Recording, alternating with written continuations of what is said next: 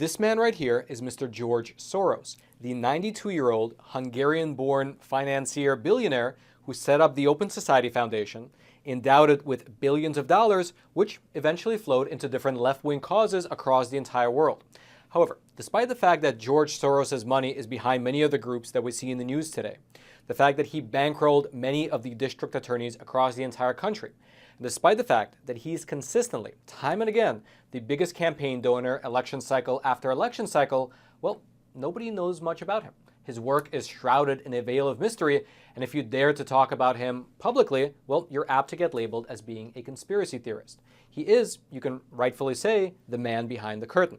And so, in order to take a peek behind that curtain, I took the opportunity to sit down and interview Mr. Matt Palumbo, an investigative journalist, as well as the author of the book, The Man Behind the Curtain, Inside the Secret Network of George Soros. And because of his investigative work, he was able to offer a rare glimpse into the network set up by Mr. Soros. And so strap yourselves in, smash that like button, smash that subscribe button, and take a listen. All right, so we are here with Mr. Matt Palumbo, who is the author of this book right here, The Man Behind the Curtain, peeling back sort of the layers behind a shadowy figure, Mr. George Soros, who has become something of a, you can say, third rail in the national discussion. It's the taboo subject that you're not allowed to discuss. He funds everything, but as soon as you mention the name George Soros, well, you're cut off. Mr. Matt Palumbo, thank you so much for joining us. Yep.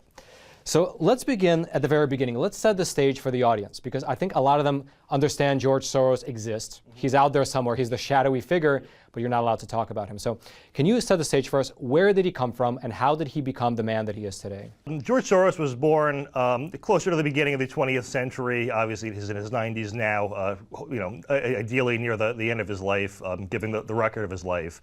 But he was born in Hungary, ended up fleeing Hungary to escape Nazis during the Holocaust. You know, there's sort of this internet myth that Soros was a Nazi. However, having said it's a myth, a very toned down version of it actually is true, and that when he was under protection in Hungary by a man his father put him under. He's only known as the Godfather.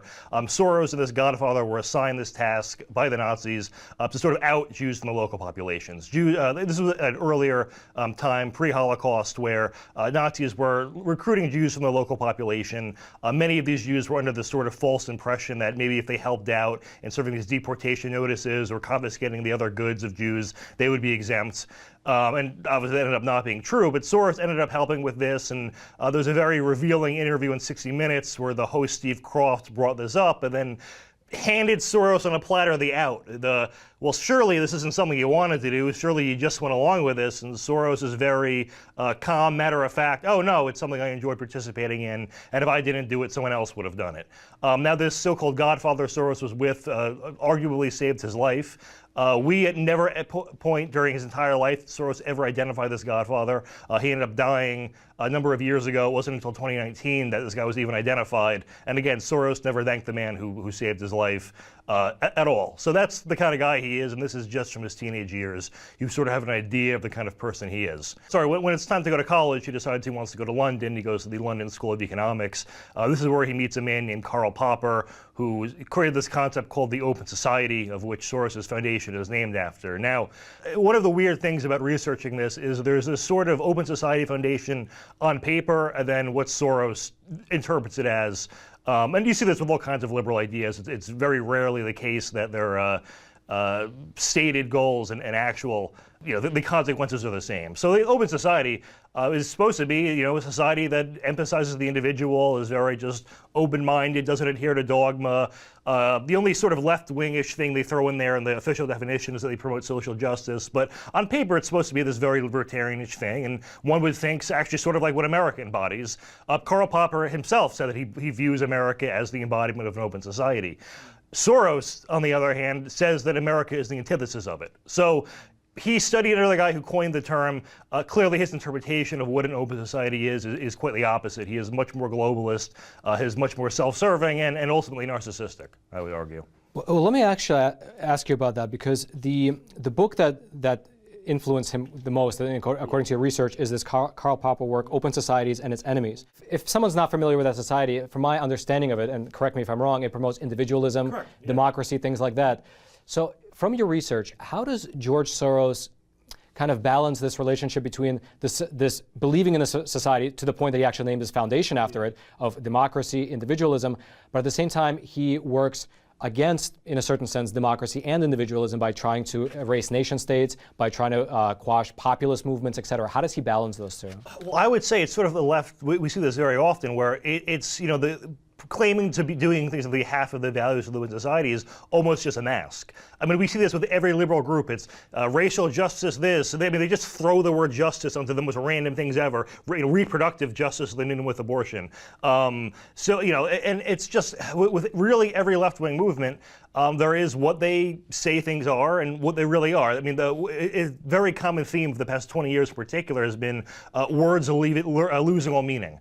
We saw during the Trump era, if you, let's say, even by accident called someone by the wrong pronoun, that would be violence. If an Antifa punches an old lady in the face, that somehow is not violence. I mean, you see this in legislation, where pretty much any title of a bill is an advertisement for the bill. So they were doing this with gas prices recently, where they had a bill called the anti-price gouging bill. And well, if you vote against that, you're voting for price gouging. Well, in reality, if you vote for the bill, you're voting for gas shortages. But the name serves a purpose, and that when you report on the bill, the headline is just Republicans vote down anti-price gouging bill, and low IQ people who don't really read past the headline or don't understand basic economics are only going to see that message. And I think Soros takes advantage of that a lot. One of the things, and we'll go into the different spheres of influence, but one of the things he does in these poor countries is almost a sort of ideological colonialism, where he'll put NGOs in these countries, and they'll be building schools and hospitals, all these things people like. But there's always this overarching progressive tint. If they're going to say, hey, we have an area where there's no one knows anything about sex education, they'll say, we'll fill that need. But you're also getting this weird, sort of creepy, wacky, liberal, trans-inclusive version of that that did not exist even 20 years ago.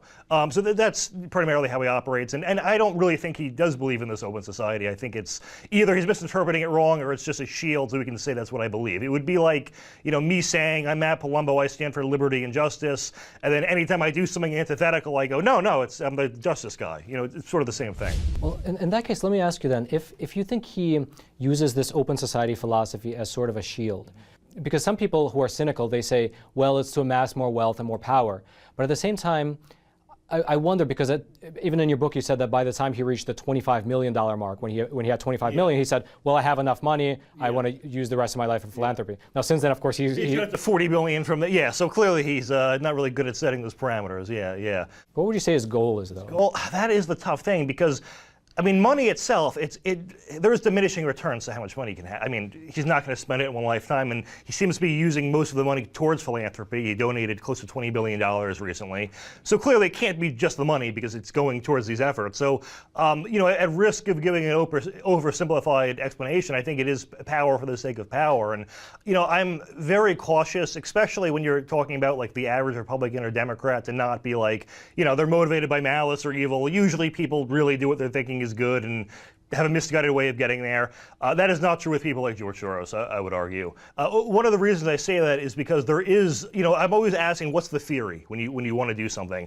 And I can't find it for a lot of what he's doing. The defunding the police and the local prosecutors. What is the theory? Like, okay, so you think cops are racist. You want to defund police. Tell me the process. So we have racist cops making 50 grand a year. Now they're making 40 grand a year. What changed? Okay, we have racist cops that earn marginally less money. So there's no theory behind why that would help at all. And especially with the local prosecutors, where it's okay, let's decriminalize crime. Who's helped by that? I mean, there's just no explanation. I mean, if it was one thing where it's like, hey, you can go to jail for 10 years for shoplifting, I'd go, okay, it's a bit ridiculous, but it's just basic quality of life laws that Soros is against. And as we sort of actually saw in this city back in the 80s or 70s through 90s, really, once you stop enforcing things like laws against graffiti, public homelessness, public drinking, public drug use, public gambling, you invite a certain type of person to that area, And you also just sort of, normal everyday people tend to avoid certain areas, and it's just a recipe for crime and lawlessness and further destruction, and it causes people to not respect the law. And a large part of what Rudy Giuliani did when cleaning up the city was all these things that seem unrelated, like there's a murder crisis, but we're getting rid of the squeegee men and graffiti and open prostitution. But what happens then is normal people come out in the middle of the day and at night, and then there's really not as much opportunity to commit crimes. So that's why I just can't. There's no. He can't even give a pretend motive that makes sense to me. So that's why I would say in his case, I actually do think it's actual malice. Interesting.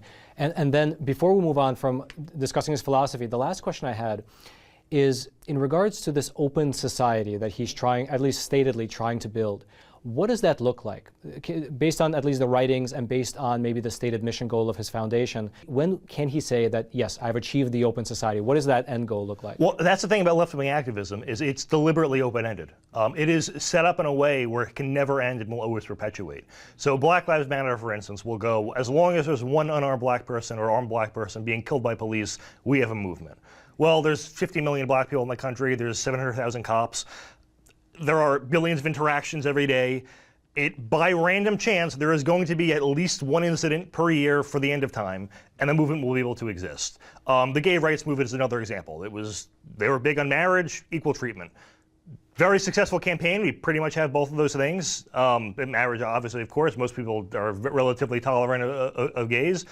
And then the narrative just shifts. It's shifted. We gotta see this with the transgender movement, where it's trans rights, and what rights do transgender people not have? No one can give me one answer, but this is just a new thing we have to perpetuate. Or movements will shift. I mean, we sort of see this with, actually another example of the gay rights movement, where back in the 1980s, it was considered homophobic to say that AIDS is a gay disease, because you're unjustly maligning a population because a majority of cases in the population. Now, in the year 2022, it's homophobic to not say it's a gay disease because it disproportionately affects them, and if it's killing them disproportionately, well, you wouldn't want to take that away from that group. So even their standards will shift to accommodate a cultural shift, and so that the movement will never end. And it's just very common. You could even say it with environmental activists, where once we get, carbon emissions below what they want it to be, it's always going to be a little bit more. We have a life with trade-offs. There's always going to be pollution. There's going to be murder, other sorts of crimes. And they can always argue for doing one more thing to bring it down. But as you do that, there's just more and more diminishing returns. It gets more and more costly to fight a problem the more you reduce it. There is actually no end goal. And if they meet it, the goalpost is going to move. That will be hit. It'll move again. Prior achievements will be reframed in a way. I think civil rights is the big example, where our civil rights activists today speak about the modern day as if it's a Wednesday in Mississippi in 1863. There's no linear time is constantly blurred, there's just no end to it ever. Let's talk about the method then. The Open Society Foundation is something that everybody knows exists. Everybody knows a lot of money gets doled out of it. But again, it's like the same thing as George Soros. It's the third rail. And I remember in October of 2017, Trump was about a year into his presidency, and I came to the office, and on the table was that day's Wall Street Journal, and it said, front page above the fold, George Soros donates $18 billion to Open Society. And I remember reading that, and I looked around the office. I'm like, this is huge. This isn't. It was the biggest charitable, in quotes, contribution of all time, from what I read. Yeah. But then afterwards, no news, nothing. It's like it disappeared into the void. Yeah. Let's talk about the Open Society Foundation. What are the origins of it? What is it, and how does it actually operate? Well, the origins was, as we stated, George Soros, once he made a certain amount of money, decided, I'm going to never make any more money, and then made a ton more money. But as part, founded the Open Society Foundation, and it's almost like a conglomerate of a charity, where it has global operations. They've got chapters in various countries that are basically NGOs. And then here it finances the Soros media empire, and then also spends a lot of money on candidates. So that's pretty much it. And to touch on the charitable donation, one of the big parts of it that's sort of been swept under the rug, which I find surprising in the current culture where everyone's aware of billionaires not paying taxes, is it gave him sort of this double tax dodge, where he has money in one pocket, and when you're a billionaire, you've got a lot of stocks and bonds. Those increase in value over time, but you don't pay tax until you sell them. So he dodged all the taxes on them by donating them to his own foundation. because the capital gain doesn't get realized. It gets transferred over to the private charity. And then for 5 years, he gets to write off that $19 billion against his taxes. So he pays no tax for 5 years. But it's not like a normal write-off where you're spending money and then sort of getting reimbursed by the government. He's literally moving money from one pocket to the other and getting a tax write-off on both ends. So I think that's itself a very big story, and I don't really think anyone really covered that much. So then the Open Society Foundation. So what is the structure actually like? So is George Soros still sort of overseeing the entire thing? Officially, but it looks like his son Alexander Soros is really the one running the show right now. Yeah, I mean, he's 91, 92 years old, so it's just, I imagine at that age you're limited physically. And so then Alexander Soros, his son, is sort of at the top overseeing the Open Society chapters in all these different countries. And then let's say the one in America. Is there a different chapter in each state? Not that I'm aware. I believe it's just the New York based, and then it's from there. It's sort of like an octopus where the money is just going to thousands of different causes he wants. And actually, one of the parts of the book people really liked a lot was at the end. I just have 20 or 30 pages where I just have a table of every notable group he's ever donated to, and it's a sort of description of them, just so people, when they see a group and want to know who's behind it, can just kind of go through the index and see if it's there. Can you give us some interesting examples? I mean, Acorn was a big one. I remember James O'Keefe, kind of his rise to fame. The Tides Foundation, as I stated. A lot of not Black Lives Matter directly, but Black Lives Matter adjacent groups where it's sort of like just a clone of BLM. I don't know why he chose those groups over others. A lot of groups behind the Ferguson protests he funded. There was a $1 million campaign he funded to try to stop Glenn Beck, get him off Fox, that he funded through Media Matters. Just all these random little things where his name's popping up. You said thousands, right? Thousands of these. Yeah, I mean, in the list, I only have I think maybe it's in the hundreds. I mean, if I had literally every group he's ever given at least $1 to, it would be longer than the entire book. So I just focus on the big ones. But yeah, I've got a couple hundred in there. How do you think from your research, how does this process work? Let's say I am. I'm an on-the-ground Antifa soldier, and someday I say, you know what? I'm tired of smashing these windows. I want to start my own organization to, advance social justice. How do I get that Soros money? Do I apply for it? How does that work? Yeah, so there is. I mean, most of it's just like already established things. But yeah, you can go on the website. You can apply for a grant, and I guess if you need some windows broken, he'll maybe help fund that. Yeah, he seems to fund a lot of just sort of people on the top. Like, it's if you were to say Soros funds Antifa, it's not directly like, hey, you're an Antifa guy, here's money. It's certain activist groups. I know I have the names in there. I can't recall one off the top of my head, but we're funding the activist groups, and that's why they all have these matching signs and $300 batons are waving around. But he's not funding them directly. It's the people above them that are sort of the sort of overseers. I get it.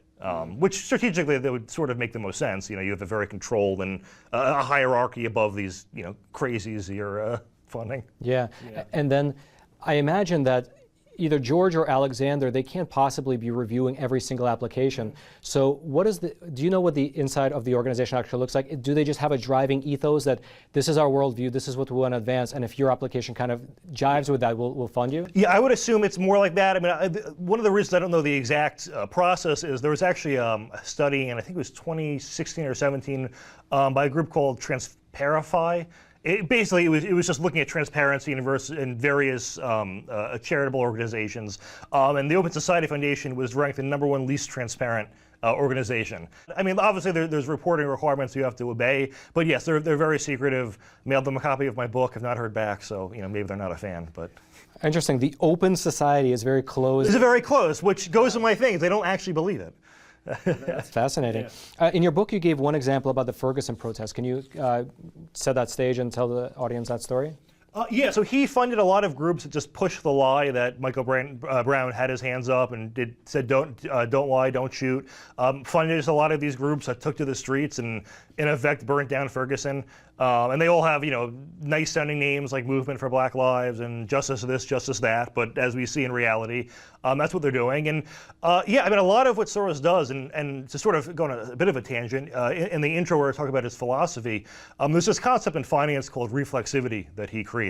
And it's a very brilliant concept in that He notes that in financial markets, expectations will often create realities, and you see this all throughout history, whether it be tulip bulbs or the housing market in 07 and 08, or GameStop stock in last year for whatever reason. That if people think something's going to happen, it actually will happen. Obviously, the opposite might happen way after as the market corrects, but expectations set reality. And Soros realized, well, that's true of media as well.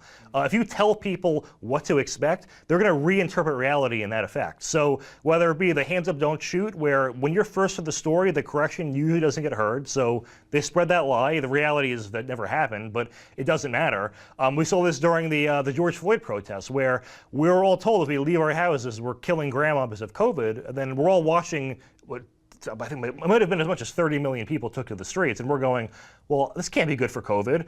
And then as that's happening, all these articles are coming out going, all right, so listen, there might be a spike in COVID cases in 2 weeks, but here's the real reason. Knowing that these dumb liberals obviously don't want to believe they're responsible, but so they'll go, oh, this complete nonsensical reason, that's the real reason that coincides with all us screaming outside. So yeah, so that's a big thing, is just setting the narrative.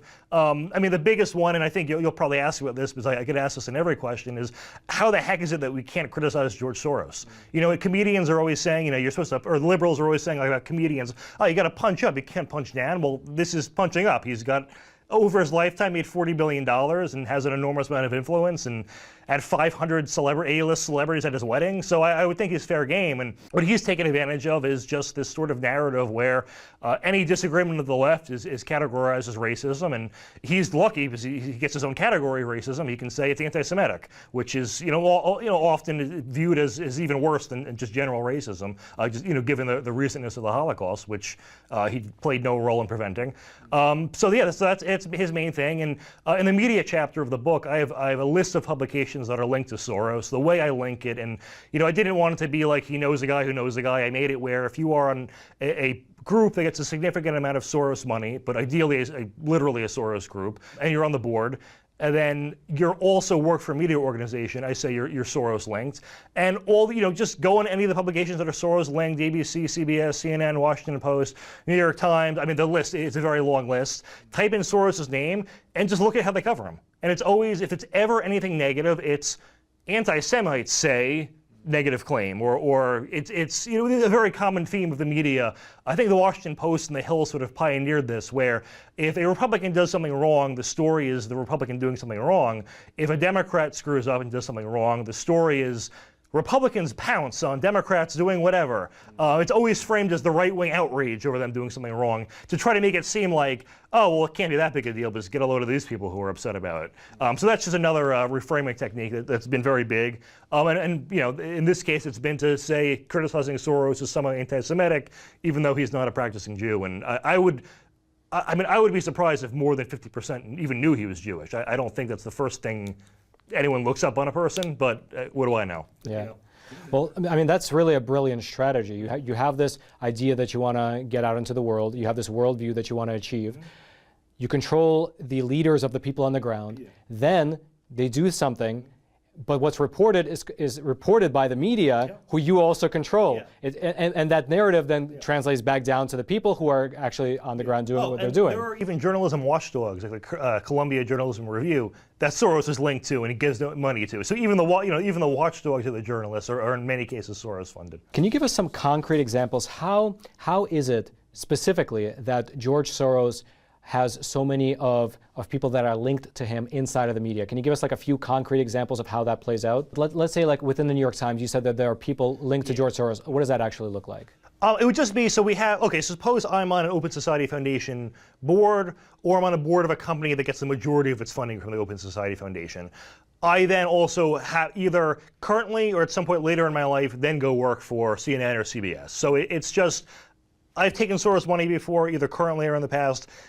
Now I work for media, and it's inevitable they're going to be reporting on this guy. It's sort of like, and Glenn Greenwald, I think, or actually, I might even know Chomsky, ironically, who obviously I'm not a fan of, but he made the point, like in media, when the media is dictating control, it doesn't have to be me going, hey, you work for me, you say this. It's you respond to incentives. If you work at a publication, they might not tell you what to report, but you might just notice, okay, people who report on these issues get promoted and people who report on these kind of get sidelined.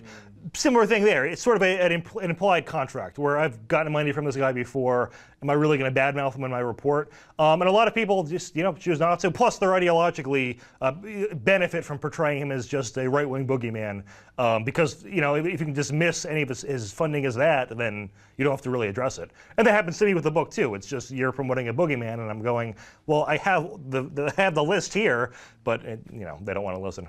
Yeah, one example that I thought you gave in the book that elucidated this point quite well is ProPublica. Oh, yeah, I could go on that if you want. Yeah, so they did a very lengthy report on billionaires not paying taxes. And to be fair, it was kind of a BS report. It was just, hey, they have a ton of stock, the stock went up, they didn't pay tax on it. Well, they don't pay tax until they sell. So you can build in a deferred tax into their net worth.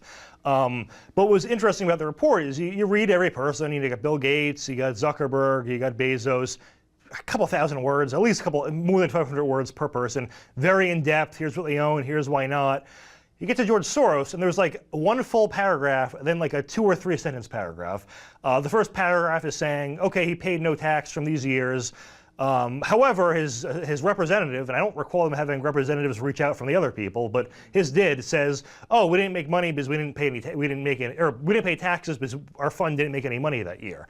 Now, Soros' fund is big enough. If you make more than $100 million a year, if you manage more than $100 million, you have to report with the SEC. So anyone can just look up his profit and loss, and he turned a profit those years. So they didn't even do, I'm sure they did do the due diligence, but didn't report it. But they made no mention of the fact that that excuse was a lie. The real reason was, as I mentioned earlier in the interview, he donated 18 or 19 billion to himself, and that gave him a write-off for 5 years. So he didn't have to pay any tax, but they didn't, I guess, want to admit that.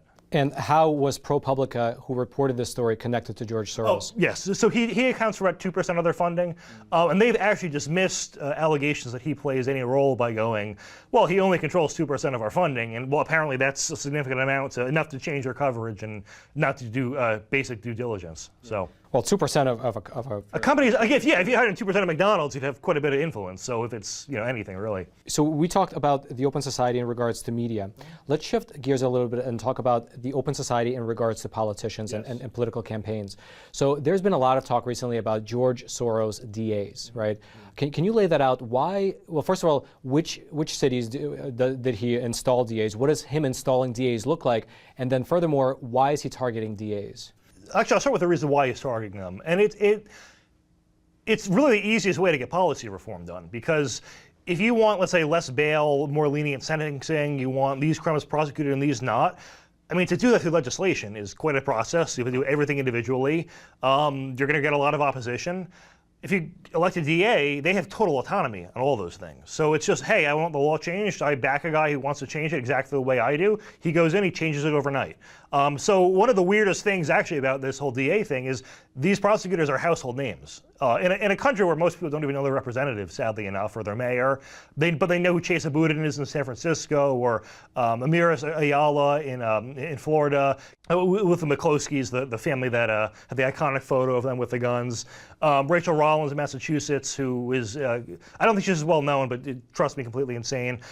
Kim Fox in Chicago with, notably got the Jesse Smollett charge dropped, and then, that went from there. But the whole chapter, I make it almost like baseball stats, where I just have, here's the guy, here's how much money they got, here's what they campaigned on, and here's the results. And it's really the same story in every case, except maybe one I found was just an anti-death penalty guy, but not otherwise radical. But everyone else was radical in a very much a similar vein, a similar theme. So Soros, in presidential elections, he donates hundreds of millions, but there's billions of dollars being spent, so it's harder to move the needle. But when you're in a DA race and there's a couple $100,000 spent in each person normally, and then you drop 1 or 2 million, you actually can buy an election that way, and it's happened time and time again. In fact, there are cases where the challenger just drops out because they know there's no point. It's, so for instance, like Chesa Boudin in San Francisco, the weak on crime philosophy, it's always misrepresented as, well, hey, we don't want people going to jail for smoking pot, or hey, some people need mental health treatment, or hey, people might be feeding their families, so we don't put them in jail. And some of it may sound good on paper, but it's just in practice, that's not what happens. In practice, we see cases where clearly violent and mentally ill people will not even face bail. These people are places are doing out with bail entirely, and then they just go out and re-offend. Or in many cases in San Francisco, have gone on and killed people. In fact, in the entirety of the spike in hate crimes against Asians is attributable to Jason Boudin's policies. And in many cases, it's a very concentrated problem of these repeat offenders who they will not put in jail, just doing it again and again and again. And it seems like he's probably going to be one of the first to get recalled, fortunately. Yeah, so that's one notable example. Kim Gardner's another one where we have a case where Black Lives Matter activists break into a gated community, so they broke the law doing that. They're threatening to murder this couple as they're outside their house. They grab guns, which I don't even know if they were loaded or operational. I can't remember that detail. But a very common theme of these activists is they view criminals as the real victims. You'll see this like on a social media post. Someone's robbing a Chanel store, and some liberals going, "Well, they might be feeding their family." And I'm going, "With that? Like, sorry guys, I don't buy it in that case. If they're stealing bread, I might buy it." But that's one of the things where the victims themselves become the criminals. And one thing that comes to mind recently was there was this viral video of a woman getting attacked in the New York subway, and people were saying, well, why isn't anyone going to help? Is it like a death of masculinity? And I'm saying, well, that could be a role, but it could also be the case that if you intervene, somehow you're portrayed as the bad guy. You're the one who faces consequences. I mean, there are countries like the UK where if you defend yourself with even a toy gun, if someone breaks into your house, you'll also be charged. So it's a breakdown of law and order we're seeing, and almost every single one of these cities, and defund the police has been very big with these people. We've seen pretty much a doubling in crime just in 2020 through 2021. There's really no sign of things slowing down. And then all these little quality of life things that you don't even really think about, just not having a homeless camp outside of your home, not having graffiti everywhere, not having public drunkenness. These things are just becoming more and more common and more accepted, and then the activists just dismiss it as, oh, well, this is proof we need more housing shelters. Every negative consequence they create is reframed as, here's why we need to do some left-wing policies. We see this in San Francisco, where they don't build any houses, and then so they have all these homeless people, and they go, well, we need to build more public housing, where it's going to cost them like $1 million per person, and it's just their own policies perpetuate the need for more of the same policies that do nothing. Let me ask you this. So as you were going through all those examples, I wonder, because George Soros is not, and I'm sure Alexander Soros, they're not dumb people. I mean... No, he's a very smart guy, which is unfortunate for us. He can see these effects. He can see what's happening on the ground, and yet he continues to push in this direction. Do you think that and so I guess my question is twofold. One is, does he not care, for one? Or two, is the goal the chaos, so that out of the chaos, something new can emerge and replace the system of the U.S.? I think that's it. I mean, I've been trying to speculate overall what's the goal of the defund the police movement, because one of the things I've noticed, and I'm surprised this hasn't been reported more, is that a lot of these places that defunded the police have at least partially refunded them in recent years, but they've done so quietly. They haven't mentioned it at all. So it's they want to accommodate activists by doing something crazy. They realize it's insane, this can't go on, and then they refund it quietly. So they know something's up. So I'm going, so why are politicians still pushing it? And one theory, and I don't know if this ties with Soros in particular, but one theory for why they would push to fund the police is an effort to federalize the police, to give states less autonomy. In fact, there was recently an anti-lynching bill that sort of served that goal, where lynchings are now federal crimes. And there were liberals talking about it as if lynching was legal up until that point. And it's like, no, we have laws against murder that falls into that category. It's a state offense. There's no need to make it more than it is. But one of the consequences is it does make it federal. And I'm wondering, is that the goal with everything else? Just federalize the police, give less autonomy to the states. It would be the more globalist thing to do. I mean, that is... we're almost a mini EU, where the federal government's our EU, and we're our own little sovereign states to some extent, and that's antithetical, even that, to Soros' philosophy. Well, actually, when you were talking about federalizing the police, I think that ties in well to another topic that I wanted to discuss, which is the federalization of elections. Because George Soros also funded quite a bit into the 2020 election with the changing of all the different policies. Can you talk a bit about that? Can you set the stage for the audience about what he was pushing in 2020? Well, a lot of what he was pushing, and is obviously COVID helped a lot, was the whole vote by mail initiatives. And I mean, it obviously made it way more susceptible to fraud. I saw the Dinesh D'Souza film. But even if you weren't planning fraud, it is just intuitive that it would give liberals a boost. Because, I mean, what do we know about young people? One, they're very liberal overall. B, they don't vote. So it's, the most, the sort of, if you look at people throughout their lives, they become more right-wing over as they get older, and they also tend to vote more. So you have all these kids that didn't like Trump or just, reluctantly didn't like the guy and were going to vote for Biden, where normally they wouldn't spend 30 minutes getting up, driving to the polling booth and voting. Instead, they get mailed something in the mail and go, oh, okay, I can check a box and it's over with. So it did bring in all these new voters who, generally speaking, were always going to go vote left if they did vote, but normally wouldn't vote. Which I would say is something of an unfair advantage. There was no counterbalance on the right or anything. So yeah, that was a big one. He also, this was back in 2005, started something called the Secretary of State Project, and this was sort of his first foray into local politics because he was inspired to try to stop the whole Florida situation back with Bush versus Gore from happening again. So actually, his first foray into local politics was trying to prevent Republicans from correctly winning another election in that situation or scenario. All right, so then since we're discussing young people, a lot of them are, of course, in college and the university, which has also received a lot of funding from the Open Society Foundation. Can you touch a bit about how the Open Society Foundation uses the George Soros money to influence higher education? Yeah, so Soros actually has founded his own college. There's one, it was started in Hungary called Central European University back in, I believe it was the 80s. But it was really his first attempt at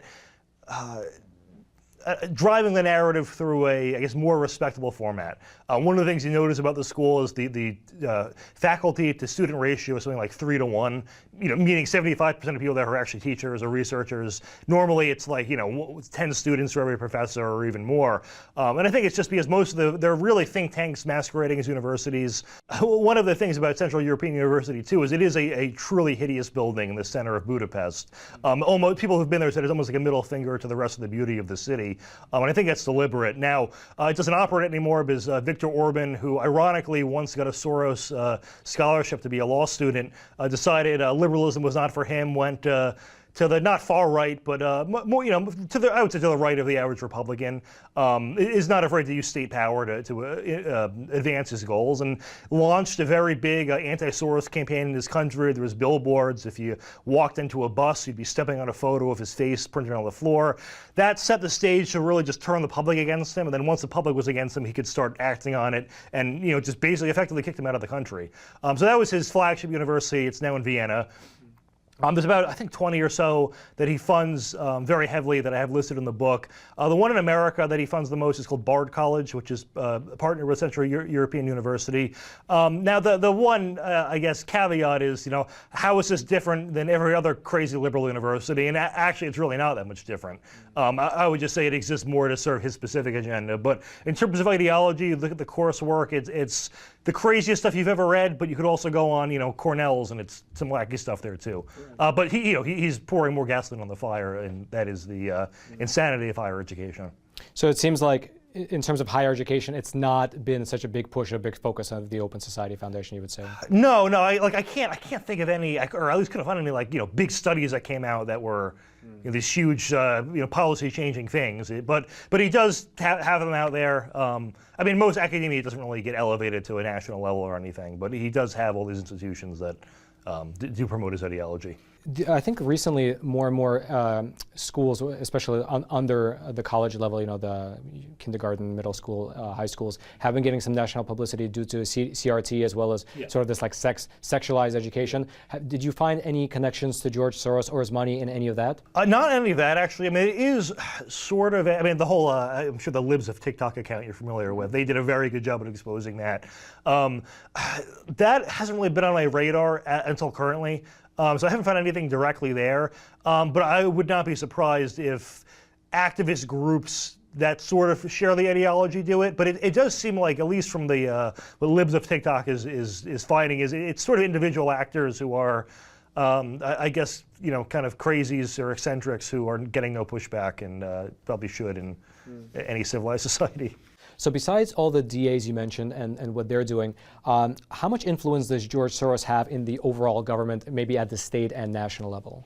I did a section on his influence in the Biden White House. And a lot of it is like people like Neera Tanden and Ron Klain, two obviously higher ups in Biden advisors, work for the Soros-linked Center for American Progress. So there's some influence there. Obviously, Soros was a big donor to Obama, so he, obviously sort of has some real residual influence over Biden. And the Secretary of State is another, Antony Blinken is another big one. In fact, one of the first things he did after taking office was he sanctioned Albania's first non-communist president, Sali Berisha, who was a very prominent Soros critic. Soros tried to infiltrate his country. Berisha kind of realized what was going on and said no. So the two had a very bitter rivalry for quite a while. And then, the second, Blinken, who I should mention, his parents are donors to the Open Society Foundation.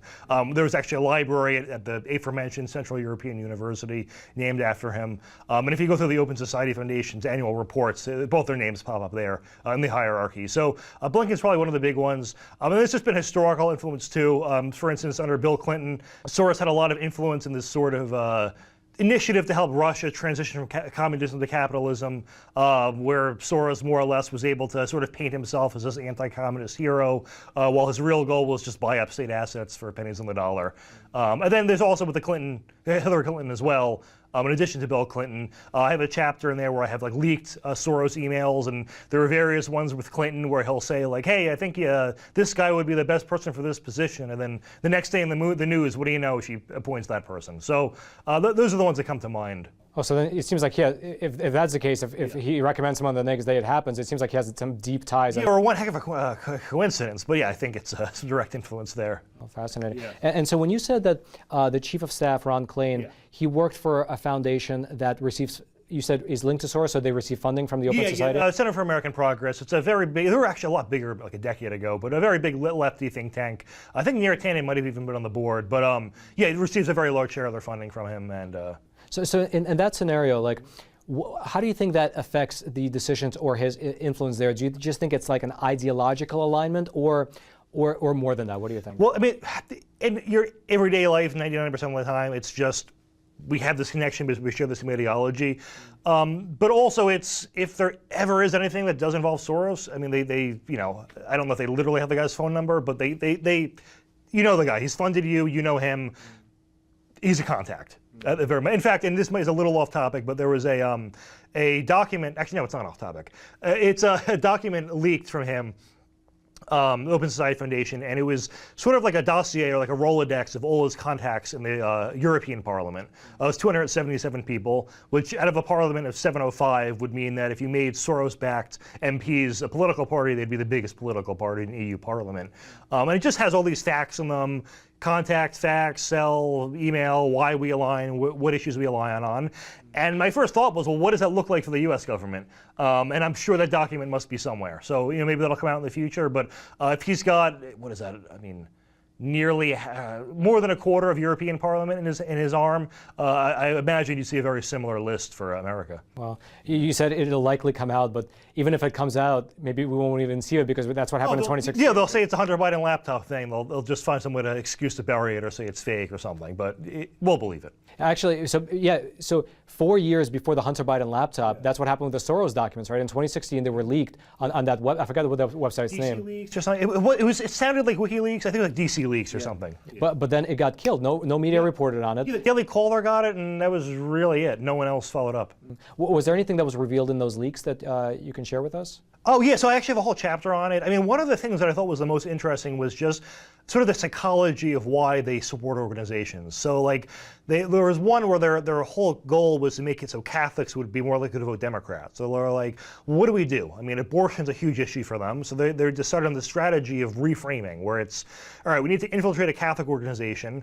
And I think it was actually like I can't remember if they openly were pro-life, but they infiltrated a Catholic organization and were trying to get it to repitch the goals to voters as like, well, abortion is one of many issues. So, hey, it might be the case that we're all pro-life, but if the Democrats are bigger on these other 4 issues, well, we got to vote Democrat. It was just interesting. This actually didn't make it into the book, but there was the Daily Caller reported on it. It was after the book came out. A right-wing environmentalist group that was funded by Soros. And well, why would Soros fund a Republican environmentalist group? Well, it's reframing. It's a Republican will go, well, I guess if you can, it's sort of taking advantage of this psychology where if you hear an idea that conflicts your ideology from someone who shares it, like if Tucker Carlson says like, pitches something that's maybe fiscally left of center, it's generally more well received by Republicans than if Obama said it. Sort of picking up off that, where they're hoping they can go, well, hey, if it's a Republican issue, then if it can be seen as a Republican issue too, then maybe people on the right will come along to our side. But really, we're just basically screwing with them psychologically. So that's just one thing I thought was sort of interesting. The EU Parliament leak was also very big, and then a lot of stuff is just these little tiny things that just kind of give insight into their operations and all that. So we discussed his ideology. We discussed his foundation, how it's using quite literally billions of dollars and a replenishing source of billions of dollars, because he, of course, has his fund to fund all these different DAs, these different politicians, the media, and the actual people on the ground doing some of the violence. However, George Soros is 91 years old, and he looks it, right? Yeah. He's likely not going to be here for the next 10 years. I mean, I don't wish anything bad on anyone, but at the same time, you're 91. So the question is, how do you, based on your research, expect his ideology and what he set up to continue after he's gone? Right, so I think it was actually decades ago, expressed concerns that foundations often stray from their founders. And he was initially reluctant to really keep the foundation going. However, in 2017, that $18 or $19 billion donation, given he was in his late 80s at the time, does signal that's what the point is. It's succession planning. It's to get into that balance sheet so it can continue. It seems like his son, Alexander, is going to be sort of taking the mantle. It seems like he's second in command right now. And I think it'll sort of be more of the same. It might just be what he focuses on is different, but he's more or less a clone of the father. There doesn't seem to be any, ideological difference or anything like that. Obviously his father may have more connections than he does currently, but if his son's at this for the next 50 years, I'm sure he'll be just as powerful, unfortunately. And then the last question. So in terms of amassing his wealth, George Soros is famous for the man who broke the Bank of London, right? He played within the rules, within the boundary of the rules that existed. He took that to the extreme and pretty much almost crashed the entire economy of England. It seems like the same thing is playing out in the political sense here, at least here in America. He is funding all the different grassroots organizations on the ground. He's funding the media that reports on them. He's funding the actual DAs who are then releasing these people back into the streets. So it's like kind of a self-perpetuating circle. So it almost seems like he's playing the same game. He's playing within the rules, because you're allowed to use your money for whatever you want to use it for, to also break down society. That's what it seems like to me. What is the solution here? Hungary instituted those anti-George Soros laws. That's a bit, maybe, what's your opinion? That's a bit extreme, but what do you think is the solution? Well, the First Amendment obviously prohibits that. But that was a very good analogy you gave. I wish I thought that up for the book. But yeah, so we are obviously handicapped in that regard. We can't do what Russia or India have done and see his asses and kick them out. But I would just, my whole goal of the book is just have it be everyone, sort of demystify the man. Just have it, there are certain things where if I want to prove a point to a liberal, I can't cite Fox News, even if it's 100% true, because they'll just go, oh, that's Fox News, that's BS. So I have to find, all right, where's a non-biased source that says the exact same thing? I want Soros' name to be the same thing, where the second someone hears a Soros-backed group is behind something, they go, oh, it's just Soros, it's crazy stuff. I just really think being as knowledgeable as possible about who he is and his influence, the kind of narratives he promotes and why they're completely false, just more awareness of who the guy is. Maybe an ad campaign would work, but yeah, obviously we're handicapped in directly thwarting his operations. Although, they are, as I said, the least transparent charities, so perhaps there is, an in for regulators to see maybe something's up here, but I haven't seen any evidence that there is. Matt, thank you so much for joining us.